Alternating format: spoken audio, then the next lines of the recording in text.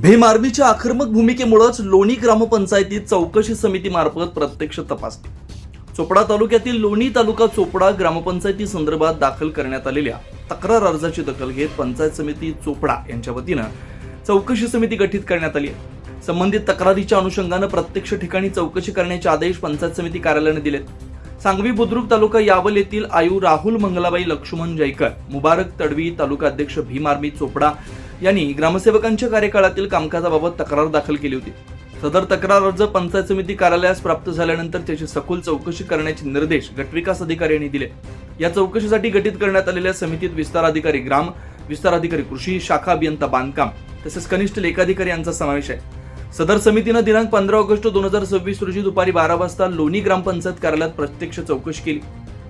या चौकशीकडे संपूर्ण गावाचं लक्ष लागून असून दोषींवर कठोर कारवाई होणार का याबाबत ग्रामस्थांमध्ये उत्सुकता आहे। भीम आर्मी भारत एकता मिशनच्या आक्रमक भूमिकेमुळेच या प्रकरणी चौकशी समिती गठीत करण्यात आली असल्याची चर्चा आहे। प्रत्यक्ष तपासणी सुरू असली तरी दोषींवर गुन्हे दाखल होत नाहीत तोपर्यंत माघार घेतली जाणार नाही अशी ठाम भूमिका भीम आर्मीने जाहीर केली।